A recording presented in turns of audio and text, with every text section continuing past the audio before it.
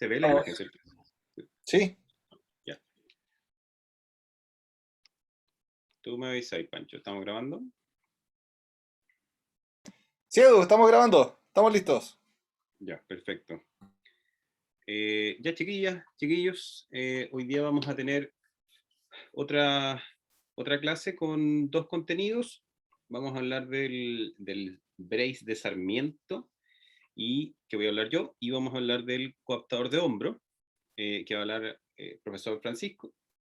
Vamos a hacer después la revisión general de la prueba también, para que si es que quedan dudas, vamos abriendo ya los canales como más directos y específicos con respecto de las consultas que surjan después de la revisión de hoy día, que va a ser bastante breve, por correo, y si es que es necesario ir a un siguiente paso de hacer una reunión más presencial como para aclarar ciertas dudas y ciertos puntajes, qué sé yo, podemos también tener un espacio para aquello durante la próxima semana.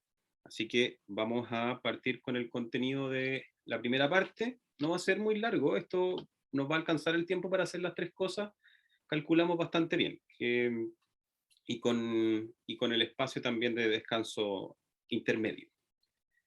Entonces, vamos a partir por el contenido del brace tipo Sarmiento, o del brace de Sarmiento, y para esto mencionar como varias cosas, que lo primero es que este tipo de órtesis es una de las que se utiliza para las fracturas de huesos largos, ¿ya? No necesariamente solo para las fracturas de húmero, que es como lo más habitual. Entonces, ampliar el concepto a que se puede utilizar para cualquier otro tipo de fractura de hueso largo. ¿Ya? Dentro de eso es el más común, es la realización de órtesis en el húmero, pero que no se les olvide que es para huesos largos. El húmero particularmente tiene ciertas características que permiten la confección de estos aparatos. Está ubicado claramente en una revisión muy grande, muy general, en la región del brazo, por supuesto. La cabeza del hueso articula con la escápula y el extremo inferior o distal con el radio del cúbito, ¿cierto? La diáfisis del húmero se extiende desde el borde superior de la inserción del pectoral mayor hasta la cresta supracondilia distalmente. ¿Por qué aquí me refiero a la diáfisis del húmero en particular? Porque este tipo de órtesis sirve, como les decía, para un hueso largo, pero particularmente sirve para fracturas de distintos tipos de rasgo en la diáfisis, ¿ya? En este segmento como del cuerpo, en el segmento medio, el segmento más largo y cilíndrico, por decirlo así, del hueso. Cuando nos enfrentamos a algún tipo de indicación que, eh, que son relacionadas a fracturas en el cuello, por ejemplo, en el cuello anatómico o cuello quirúrgico, puede ser cualquiera de los dos, fracturas proximales del húmero, lo más correcto es que esta órtesis no sería la más indicada, digamos.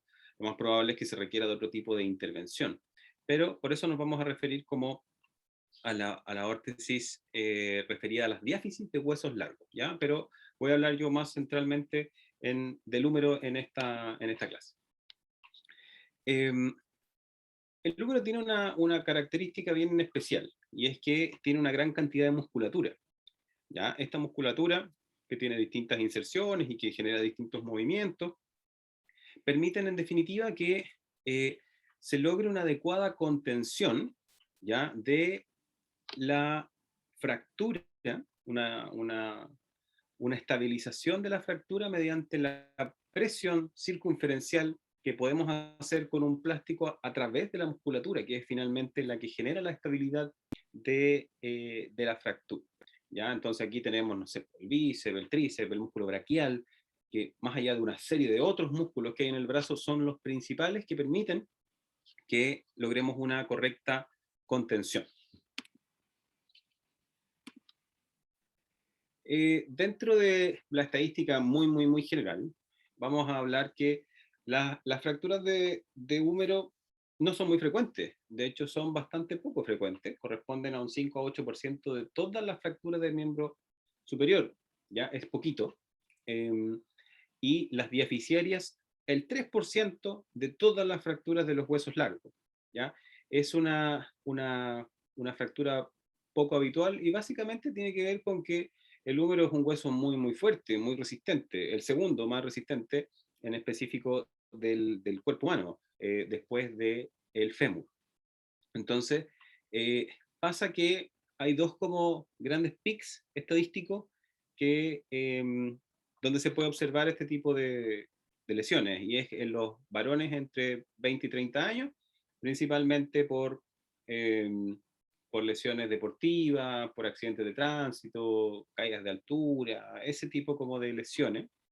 Y un segundo pic en mujeres, pero más de 60 a los 70 años, que ya tiene que ver con distinto tipo de caídas, pero caídas que no necesariamente son de una baja energía. A veces pasa que son de baja energía, pero a veces lo más frecuente es que sean como caídas desde alguna silla, que están arriba de una silla, desde algún escalón de la escalera, como ese tipo de lesiones son como, o de mecanismos, son los más habituales en este tipo de lesiones.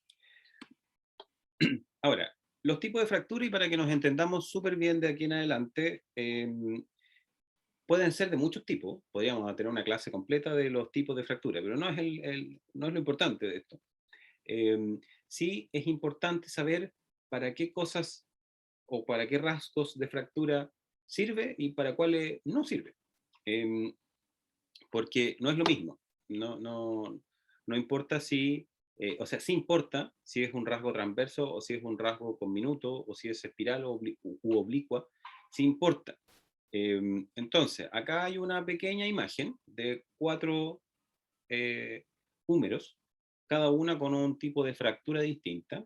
La primera, de izquierda a derecha, es la fractura transversal. ¿Ya? ¿Qué es la fractura transversal? Es un rasgo básicamente horizontal. ¿Ya? Esa es como la mejor definición. Un rasgo horizontal es la fractura transversa. Para este tipo de fracturas, la verdad es que no es muy indicado, no es muy correctamente indicado un brace de Sarmiento, porque son muy inestables. Entonces, la mayor cantidad de las veces, esta fractura se resuelve de manera quirúrgica a través de un clavo, por ejemplo, endomedular, que es básicamente un gran clavo de metal que atraviesa todo el húmero y genera una estabilidad mucho mejor. Pero a veces se puede, a veces no se puede. Hay distintos factores y razones por las cuales uno u otro se determina, no es un único factor. Pero las transversas no son las más correctas. Luego tenemos las oblicuas, que son un rasgo, digamos, diagonal de fractura. En estas sí se indica el brace de Sarmiento, y si fuera un rasgo oblicuo largo, ya más, como bien, bien diagonal, mejor aún, porque más posibilidades hay de que al momento de hacer la reducción de esa fractura, o sea, el tratar de unir ambas partes del hueso, más posibilidades hay de que algún segmento quede en contacto con el otro y se logre el comienzo, el inicio del proceso del calloso. Entonces, para las oblicuas, sí, podría ser muy bien indicado. Para las espirales, que es el tercer tipo, también. La espiral también es una oblicua, pero es una oblicua que va dando como la vuelta al hueso, va dando como la vuelta a la diáfisis. Esa también es una fractura que pudiese ser muy bien indicada para confeccionar un brace de Sarmiento. Y las conminutas, que es la última, que es básicamente o sea, una fractura de múltiples rasgos, no es tampoco la mejor indicada. Pasan en algunos casos súper específicos del por qué se puede llegar a indicar una u otra. Pero digamos, la transversa, a modo general, no es muy bien indicada, la oblicua sí, la espiral sí, y la conminuta tampoco es muy bien indicada. Si van teniendo dudas, me van interrumpiendo. Lo anterior empieza dentro de las definiciones y de los criterios clínicos, donde hay múltiples conversaciones, ya no solo es como la decisión del médico, también aquí nosotros los terapeutas tenemos mucho que decir respecto de la opinión de hacer uno u otro abordaje. Pero si es que llegásemos a hablar de tratamiento ortopédico, es decir, de un abordaje no quirúrgico, donde nosotros somos los actores principales, el médico tiene que tener sí o sí ciertos criterios que nosotros debemos saber, ¿ya? Y lo primero es que exista un rasgo de fractura con menos de 30 grados de varo, ¿ya? El varo, recuerden que es como una desviación hacia interior, por decirlo así, del hueso. Ya tiene que tener menos de 30 grados y pudiese ser ortopédico. Tiene que tener además 20 grados de angulación anteroposterior, menos de 20 grados de angulación anteroposterior. También pudiese ser sujeto de confección de brace. Tiene que tener menos de 15 grados de rotación interna y tiene que tener menos de 3 centímetros de acortamiento. ¿Y aquí es el acortamiento? El acortamiento o acabalgamiento es cuando uno de los segmentos literalmente se monta sobre el otro. Eso genera un acortamiento del hueso, queda más corto literalmente el segmento. Y ese acortamiento tiene que ser menor de 3 centímetros. Algunos autores hablan de menos de 2 centímetros incluso, como factor para determinar si es que pudiese ser candidato a un tratamiento ortopédico versus un tratamiento quirúrgico. Siempre se intenta hacer ortopédico, porque obviamente llevar a las personas a la cirugía no es lo ideal en ningún caso. Entonces, estos son algunos de los factores que nosotros debemos conocer para saber si está correctamente o no indicada esta indicación, valga la redundancia, de un brace. ¿Alguien me quiere decir algo? ¿No?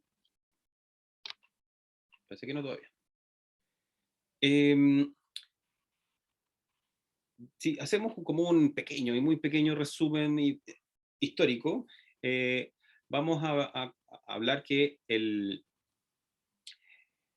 autor principal de esto, de esta idea, fue Augusto Sarmiento, quien en 1977 se le ocurrió esta idea de poder hacer este mecanismo, ¿ya? Parece como súper obvio hoy en día para cualquiera decir, bueno, obvio, hay que inmovilizar lo menos posible y todo, pero antes de eso no era tan obvio.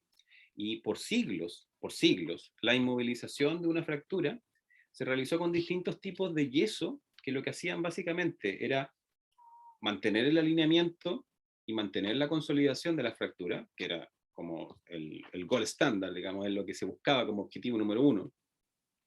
Pero esa inmovilización generalmente, en todos estos tipos de yeso, inmovilizaba las articulaciones adyacentes del hombro o del codo. Por lo tanto, se generaban distintos tipos de efectos contraproducentes para todo lo que son las actividades cotidianas y rigidez también de esas articulaciones, porque ambas, tanto codo como hombro, son súper jodidas, por decirlo de un término muy, muy simple. Son muy complejas a la hora de inmovilizar y suelen tener adherencias y rigideces que son después muy complejas de, de, de eliminar. Entonces, a Sarmiento se le ocurrió, bueno, decir, ¿qué pasa si en realidad dejo de inmovilizar las articulaciones adyacentes y solo me inmovilizo el centro de la fractura? ¿Será muy terrible? Bastante osado para la época, hoy día, digamos, bastante obvio. Y con ese principio es lo que dijo, bueno, yo lo que pretendo es reducir el foco de la fractura, que era lo mismo que lo anterior, y pretendo inmovilizar el mismo, porque primero reducir es hacer que se junten, ¿ya? Volver a alinear, y después de que están alineados, inmovilizarlos para que el hueso pegue. Esos principios se mantuvieron, pero él dijo, ya, si a esto le sumo la fuerza circunferencial, que básicamente es la musculatura que les decía al comienzo, que presiona el hueso y lo mantiene alineado, y además dijo, ¿qué pasa si incorporo a esto un estímulo funcional? O sea, intento prevenir la atrofia muscular e intento mantener la movilidad de las articulaciones adyacentes. Y con esos principios, él comenzó a desarrollar este tipo de tratamiento, como dice acá, como una solución para obtener una consolidación de la fractura y mantener la función al mismo tiempo.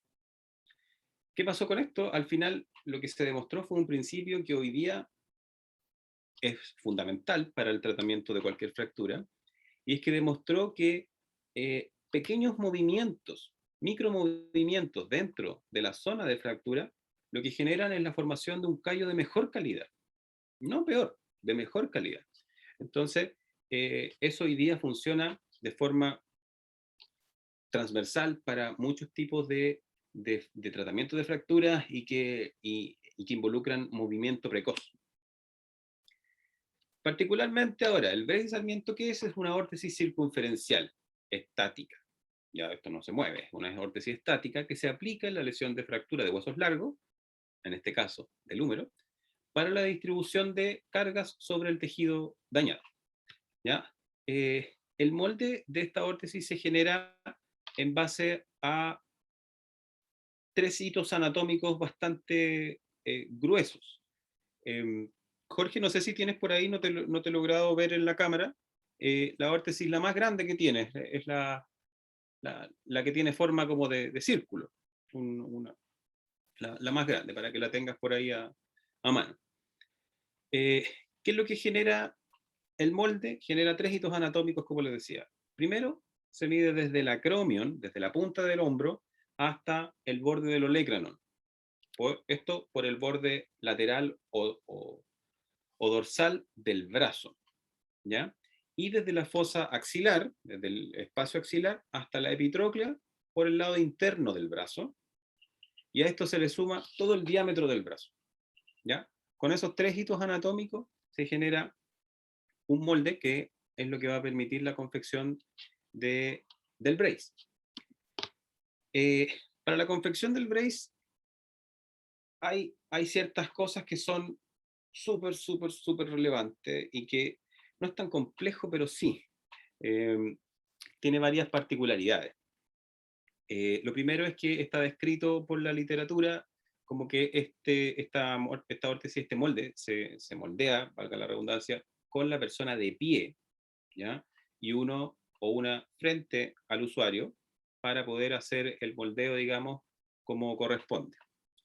Aquí yo le agrego algo, y es algo que también desde la práctica se logra muy, muy, muy bien, y es que la persona pueda hacer, porque la dificultad de hacerlo solo con la persona de pie es que no hay espacio dentro del hueco axilar. Cuesta mucho meter las manos de uno dentro del hueco axilar para hacer un buen moldeo. Recuerden que hay una zona de fractura, la persona está con una fractura aguda de 1 semana, 2 semanas a lo más, el hueso se mueve, literalmente. Si uno lo manipula el brazo, uno siente con las manos que el hueso se mueve. Entonces hay que tener mucho cuidado con no estar moviendo, porque seguramente ya está comenzando cierto proceso a la hora de que llega con nosotros. Por lo tanto, hacer solo esto de pie tiene ciertas complejidades, porque como les digo, no logramos hacer un buen moldeo de la zona axilar. La recomendación que yo les hago es que se pueda hacer con la persona de pie, haciendo como una especie de pequeña reverencia, ¿ya? Y esa reverencia lo que permite es que el brazo, sin activar la musculatura, solo caiga por gravedad, ya caiga en 90 grados perpendicular al suelo, ¿ya? Pero al hacer ese movimiento se genera un espacio dentro del hueco axilar que permite un moldeo con mucha mayor facilidad.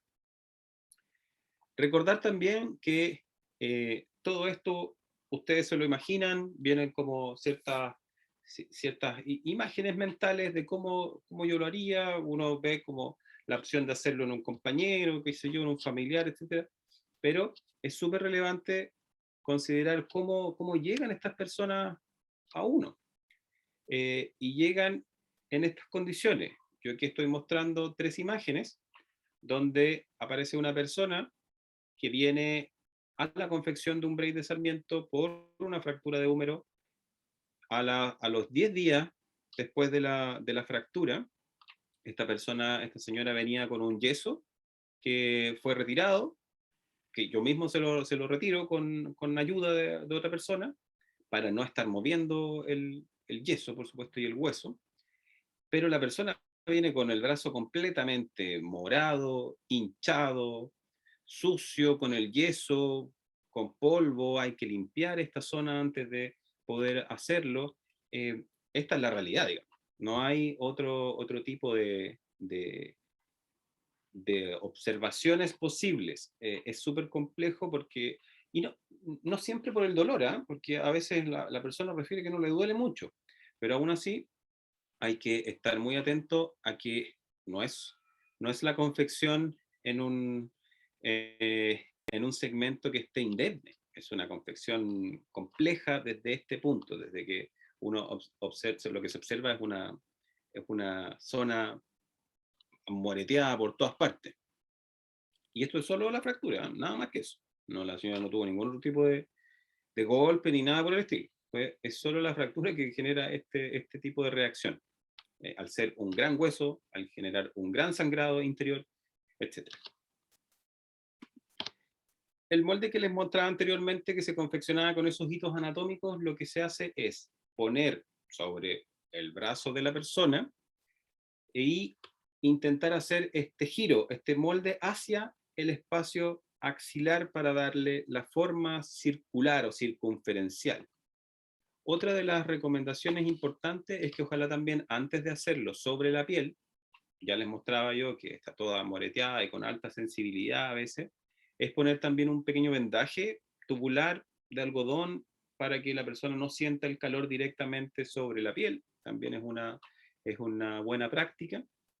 Y otra de las buenas prácticas es tratar de hacer este moldeo con 4 manos, ¿ya? Dentro de lo posible. ¿Cómo dicen ustedes? Con 4 manos. Obvio, con ayuda, digamos, de otro compañero o de otra compañera. Sobre todo para el moldeo. El moldeo como una fase clave dentro de lo que se hace con este aparato. Y recuerden que la persona está haciendo una pequeña reverencia, ya con el brazo perpendicular al suelo. 2 manos ojalá van a hacer como el moldeo circunferencial.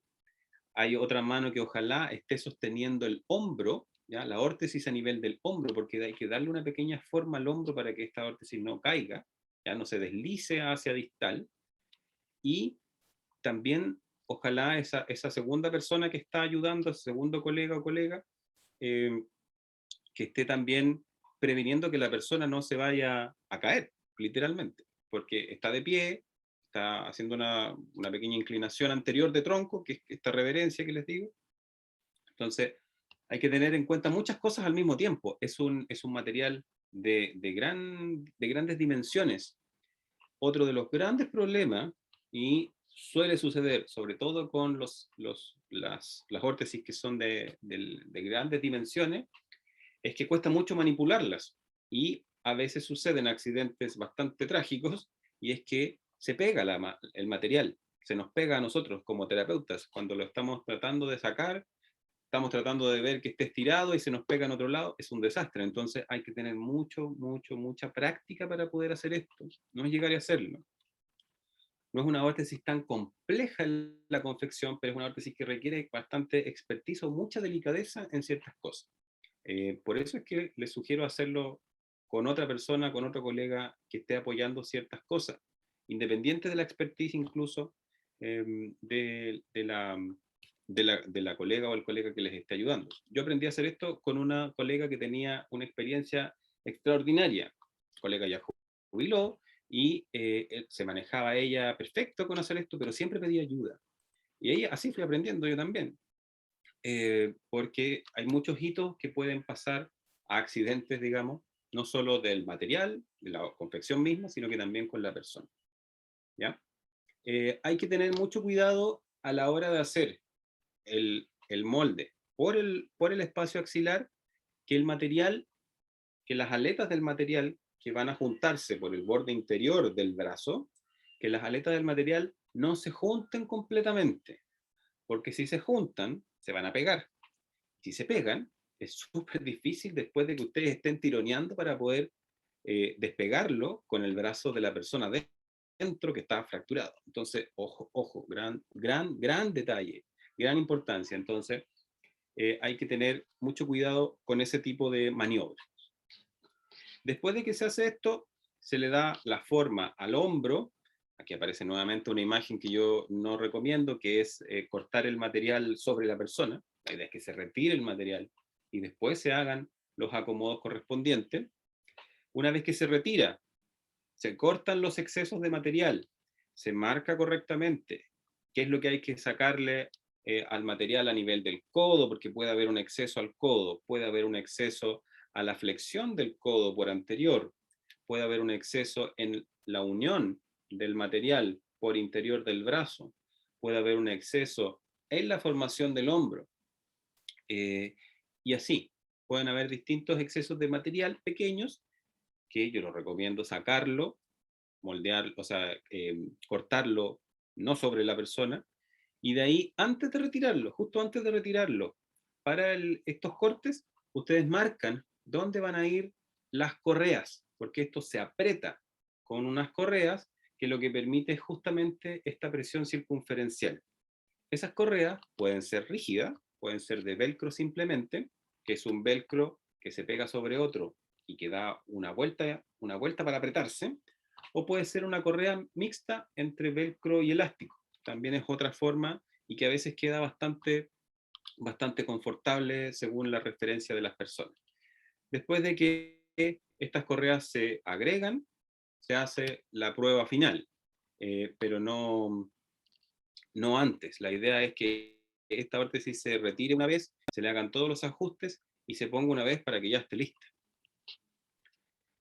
Dentro de las particularidades de esta órtesis, tenemos que al moldeo puede ser necesario, ojo con esto, porque aquí también es una de las grandes delicadezas de esto, puede ser necesario realizar una tracción sobre el segmento afectado para alinear la fractura.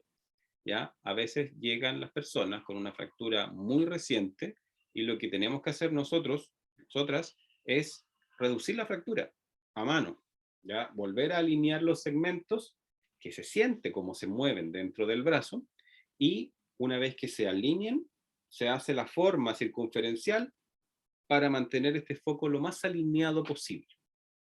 Esto es una técnica que se hace de dos formas. Se hace mucho en base a la experiencia y la manipulación, y después se verifica con una radiografía de control que permite observar si efectivamente la radiografía, o sea, el foco de fractura quedó correctamente alineado o no, porque puede ser necesario una nueva tracción sobre el segmento para volver a alinear la fractura y garantizar de que esa es la posición correcta, que las tracciones son las correctas y que permita mantener e iniciar este tratamiento por los meses que sea necesario. Generalmente son 8 a 12 semanas y anda bastante bien, a menos que sea una persona con estas excepciones que les decía, que no necesariamente son sujetos de brace, pero se hacen igual. Ya les voy a mencionar algunos ejemplos. El moldeo recomendado es a 4 manos, ya les expliqué por qué. Hay que tener cuidado con los puntos de presión en el borde axilar, en el pliegue del codo y en la unión del termoplástico en el borde interno del brazo, que es donde se juntan los plásticos. El material más recomendado es el de 2.4 milímetros de grosor. Si es que no tuvieran, podría ser un 3,2, pero no queda tan cómodo, queda mucho mejor en 2.4. Los velcros pueden ser 3 velcros de 2,5 centímetros, perfectamente. El traslape, o sea, en la unión de los dos plásticos, tiene que quedar un pequeño espacio, y ese espacio tiene que llenarse con un polipropileno, o sea, un plástico delgadito, o una goma semirrígida, o sea, semiflexible, perdón, para permitir que no haya un apriete de la piel, ¿ya? Eso también es importante dentro de la verificación de los puntos de presión. Se utilizan unos pasadores rectangulares que pueden ser grandes o pequeños, que lo que sirven es para darle la dirección a las correas que se ponen. 100% este se acolcha sí o sí en los bordes, necesita un acolchado en todos los bordes para evitar puntos de presión, ya que va apretado, porque esto es una de las cosas que las otras órtesis no tienen, y es que se aprieta. Se aprieta al punto de vista de que sea tolerable, que la persona lo sienta como que no se va a deslizar, pero tampoco que le está estrangulando el brazo. Las indicaciones de uso son de uso permanente, esto es igual que un yeso, es el reemplazo de un yeso, entonces 24/7, con controles de punto de presión y ajustes diarios por el paciente, y el control semanal por parte del TO es lo mínimo. Lo mínimo es el control semanal. ¿Ya? Si es que lo de los puntos de presión se refiere a que la persona, si observa un punto de presión, inmediatamente debe ir al control con o la terapeuta correspondiente. Hay distintos análisis de resultados que básicamente todos indican que esto es recomendado para determinados tipos de fractura. La incidencia de no unión, o sea que el hueso no pega, según el propio Sarmiento, que hizo una revisión de 620 personas, una gran revisión, indicaba que el 2% de las fracturas cerradas no generó una no unión, y el 6% de las fracturas abiertas, o sea, muy, muy bajito. Otro autor hizo una revisión de que efectivamente las tasas de consolidación son muy altas, cercanas al éxito absoluto. La evaluación de resultados funcionales, que es lo que a nosotros más nos interesa, comparando el tratamiento quirúrgico y el tratamiento conservador con un brace, no establecen diferencias significativas, por lo tanto es una alternativa. No hay grandes diferencias en algunos test de escalas funcionales, leves, pero no muchas, en la escala Dutch, que es una escala de autopercepción del funcionamiento, por decirlo en grueso modo, del miembro superior. No hay diferencias en escalas funcionales de calidad de vida y no hay diferencias en escala de dolor, ¿ya? Hay otro autor que dice que los rangos de movilidad, el tiempo de consolidación y las escalas funcionales no presentan diferencias significativas a largo plazo, por lo tanto puede ser perfectamente una alternativa para la estabilización y tratamiento de fracturas de huesos largos. Aquí yo les voy a mostrar muy rápidamente algunos ejemplos, ¿ya? Estos son ejemplos de la vida real. Aquí yo estoy mostrando dos imágenes de fracturas de una persona, don M, le vamos a poner, es un señor, un caballero, que tuvo una fractura de rasgo transverso. Les dije al comienzo, las de rasgo transverso no son para brace. Pero, ¿qué pasaba con este señor? Esto nuevamente realidad versus ficción. Este señor tenía múltiples patologías cardíacas, operado, me parece que, si mal no recuerdo, 4 veces del corazón, tenía un bypass, tenía hipertensión, un largo etcétera de enfermedades coronarias. Eh, estaba en diálisis, qué sé yo, 85 años.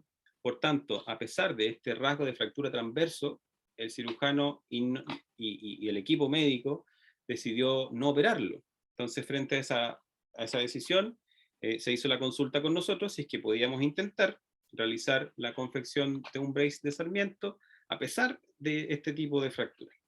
Ahora, ¿qué tenía de positivo? Que era una fractura de tercio medio bajo, por decirlo así. No tan alta, porque cuando son transversas y son muy altas, es imposible. Es imposible porque no hay espacio suficiente para hacer la contención y la presión circunferencial.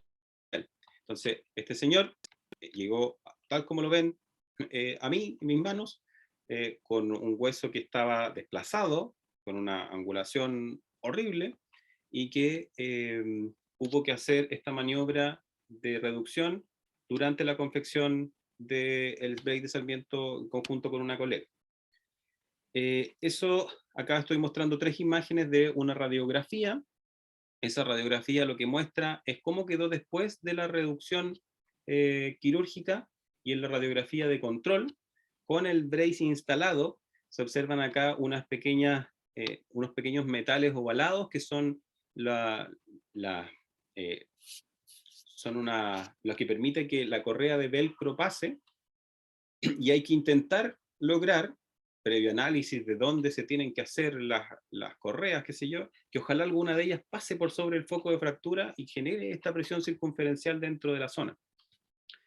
Y después de varias imágenes, digamos, o sea, de varias semanas, la última imagen que estoy mostrando ya evidencia que en la radiografía hay un foco de un callo óseo bastante fuerte y evidente, ¿ya? El hueso se ve alineado con una pelota de hueso que se está formando como un callo óseo bastante estable.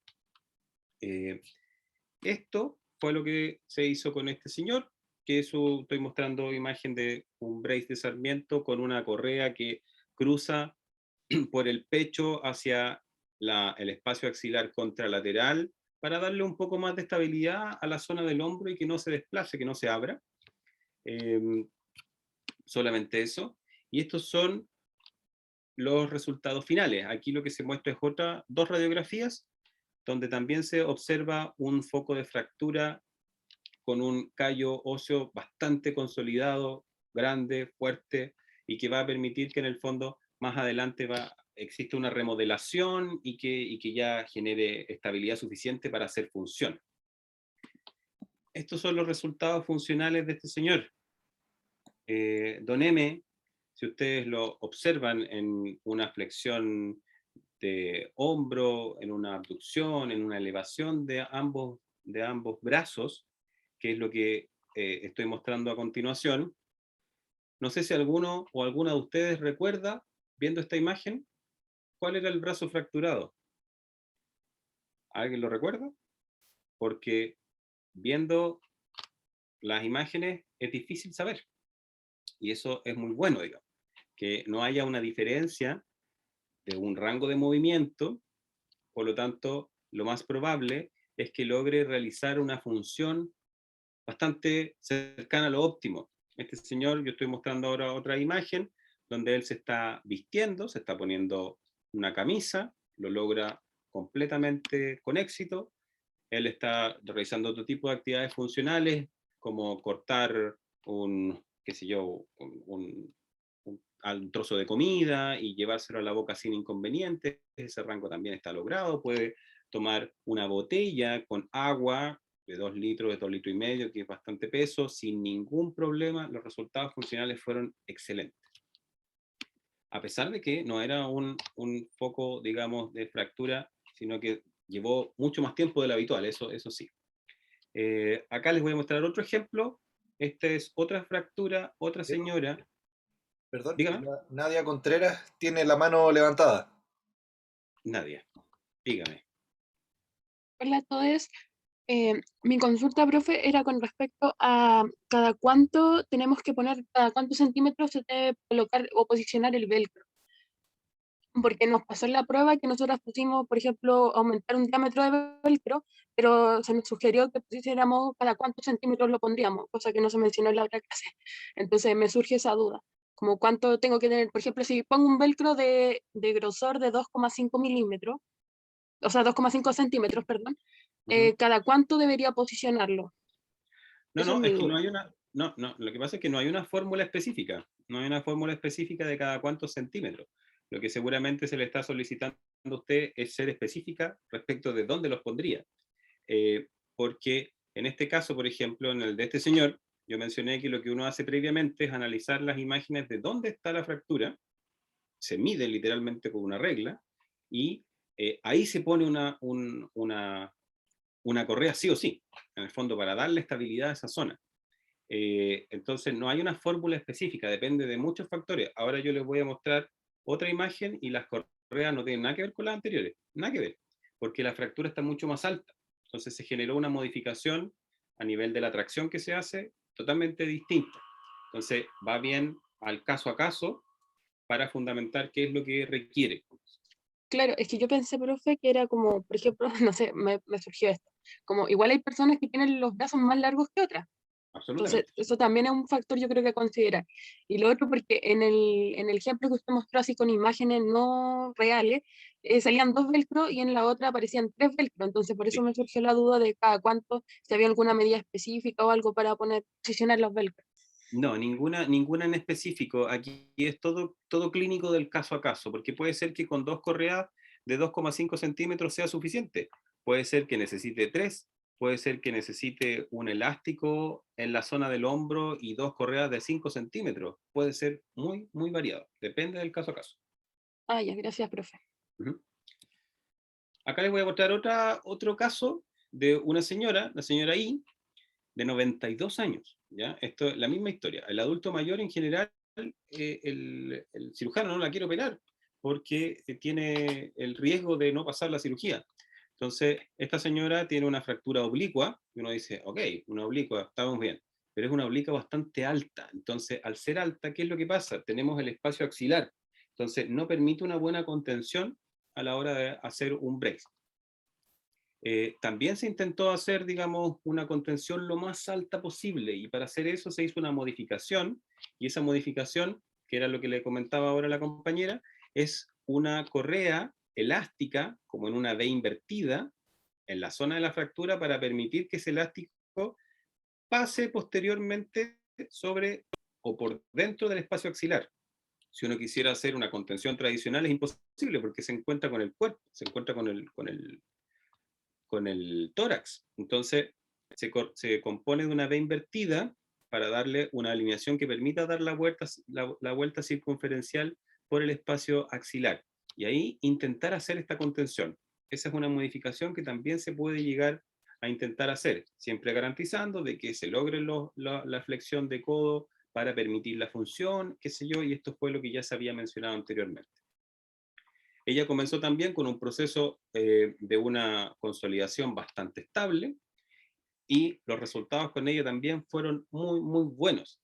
Esta señora también logró hacer vestuario de forma independiente, completamente independiente, hace una pequeña compensación para hacer la elevación hasta la cabeza para peinarse y realizar ese tipo de actividad funcional, pero es muy pequeña, hace una compensación con la cabeza, no sé si logran fijarse, pero baja la cabeza levemente, que aquí yo estoy mostrando 3 imágenes donde la señora se está peinando, ¿ya? Y acá estoy mostrando otras 4 imágenes donde esta misma señora está haciendo otras actividades funcionales. Ella está, lo mismo, partiendo qué sé yo, algo de comida, llevándosela a la boca, logra ese rango, logra abrir una botella y servirla y comer, tomar sin ningún inconveniente. Ella se estaba riendo aquí porque ese fue el día del alta, estaba abriendo el juguito, porque me preguntó si tenía otra cosita para celebrar que siga de alta. Pero no, era juguito. Bueno, este caballero es otro de los casos bastante emblemáticos que les quería mostrar, y es como la tercera opción de que tampoco debería funcionar, pero aún así con bastante esfuerzo y dedicación se puede. ¿Ya? Don E, la ventaja que tenía era que tenía 38 años. Esa era la principal ventaja. Un joven, digamos, un jovenzuelo, y que tenía una fractura conminuta de múltiples y múltiples fragmentos. Yo no los alcanzo a contar, todavía no los he contado la verdad, pero por lo menos deben ser 6 o 7 fragmentos, y que fue producto de un accidente de tránsito, donde él iba en el asiento del copiloto y lo chocaron por su lado. Entonces, recibió el impacto del otro vehículo directamente en su brazo, entonces fue bastante de alta energía. Este tipo de lesiones no es común, menos en este tipo de grandes fragmentaciones. Con él lo que se hizo fue diferente. No tengo esa imagen lamentablemente, pero lo que se hizo fue que como la fractura de este joven no solo era conminuta a nivel de la diáfisis, sino que también implicaba rasgos articulares en el codo, porque la fractura llegaba, esa conminución llegaba hasta el codo, incluso hasta la paleta humeral, se inmovilizó con brazo y codo. Aquí se hizo otro cambio. Entonces, todo esto es razonamiento clínico, y con esto les quiero mostrar de que no todo es igual siempre, no hay fórmulas, hay que razonar muchas cosas. Y que se hizo una inmovilización de brazo y antebrazo, con codo en el fondo, la articulación del codo también involucrada, y él también generó un callo óseo muy estable y fuerte al pasar de varios meses. Él estuvo prácticamente un año conmigo. ¿Por qué llegó a mí? Porque básicamente el doctor me dijo: no tengo dónde agarrarme para hacerle nada. No puedo ponerle un clavo endomedular porque no hay canal medular, está deshecho. Una placa necesita un punto de anclaje en proximal y otro en distal. La distancia es demasiado larga para poner una placa. Recordemos de que esto no es solo un hueso, aquí hay huesos, músculos, arterias, nervios, etcétera, etcétera, etcétera. Entonces era imposible hacerlo, y este era su único camino para intentar salvar ese brazo y lograr algo de función. Este ya es el brace, estoy mostrando 3 imágenes del brace que se le hizo a este joven, cuando ya se le había retirado la parte de la inmovilización del codo, y estos fueron los resultados funcionales, o sea, los resultados de imágenes finales, que también logró un callo súper bueno, súper bueno. Esto es bueno, digamos. Yo sé que están mirando y decir, bueno, ¿cómo esto es bueno? Sí, esto es excelente. Para él, ¿por qué? Porque lo que implica es esto.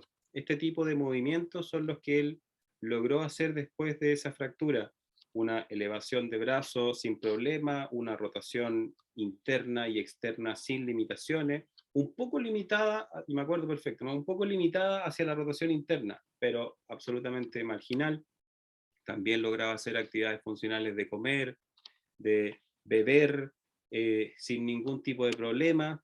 Vestuario, la misma historia. Si ven, ambos brazos generan un movimiento uniforme, logra elevar sin problema, y eso es lo que buscamos básicamente. ¿Qué es lo que dice el profesor Augusto Sarmiento? Dice que el tratamiento funcional, o sea, la confección de estos aparatos, no es una panacea, no es algo, no es el descubrimiento de algo tan extraordinario, pero que la aplicación de la técnica debe ser precedida por un conocimiento claro de sus fundamentos, de sus indicaciones, de sus limitaciones y de sus contraindicaciones. Eso es lo más importante que ustedes deben tener presente, porque esta frase cabe perfecto para entender cómo funciona el brace de Sarmiento y cómo puede tener distintas variantes, pero el principio, los fundamentos, digamos, tienen que ser siempre los mismos.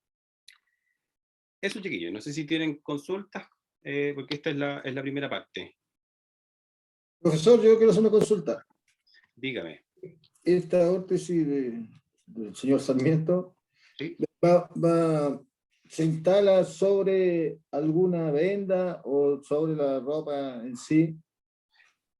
Lo más Sí, va sobre una venda,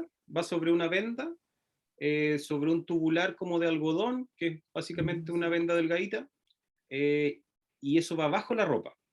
O sea, en el fondo, el brace no se ve muchas veces. ¿Es Queda esto, no es bajo cierto? la ropa. Sube un poquitito la cámara, por favor, porque no alcanzo a ver bien.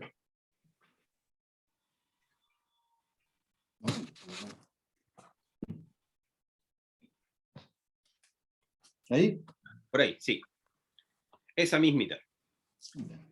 Esa mismita es la que se instala en el brazo, y con esas correas que están ahí, se aprieta para que el brazo quede con la contención circunferencial y permita la estabilidad de la fractura. Y esta parte va justo en el hombro. Justo en el hombro, justamente. Esa, por ejemplo, es bastante corta porque seguramente se hizo para una persona que tenía una fractura diaficiaria baja y donde a veces no es necesario poner un hombro tan alto, ¿ya? Donde tienes tu mano izquierda, a veces es mucho más alto, ¿ya? Pero no siempre es necesario. Ya. Gracias. Eso, no sé si alguien más tiene alguna consulta, chiquillos, chiquillas.